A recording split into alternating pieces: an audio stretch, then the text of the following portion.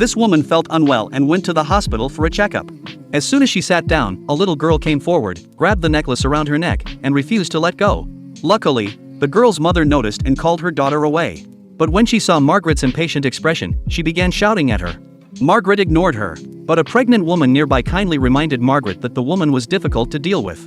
Unexpectedly, the mother overheard and scolded Margaret again. Unable to stand it, Margaret left the hospital, but her headache grew worse. Charlie quickly took her to the hospital, but on the way he kept blaming her for not being examined during yesterday's visit. Suddenly, Margaret began convulsing, and the seizures grew more violent. Charlie rushed out of the car to ask for help. Fortunately, 2 midwives happened to be passing by. They immediately checked her condition. When they heard that Margaret was 27 weeks pregnant and had suddenly developed a severe headache, their expressions turned grave. They told Charlie to take her to the hospital immediately. After examination, Margaret was diagnosed with preeclampsia.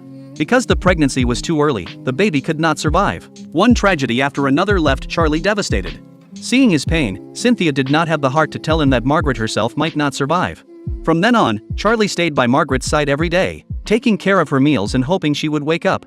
He asked Cynthia to go to his house and bring a razor and clean clothes.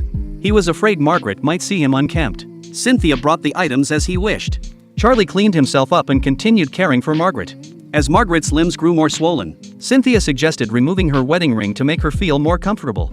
But Charlie refused. Margaret had promised never to take off the ring, and he could not break that promise for her. Finally, Cynthia could not hold back and told him the truth about Margaret's condition. Charlie was persuaded and allowed Cynthia to remove the ring from Margaret's hand. It was as if Margaret, in her coma, felt her beloved husband's permission. That very night, she passed away. Charlie sat at her bedside, unwilling to leave for a long time. Holding their wedding ring, he vowed to love Margaret for the rest of his life.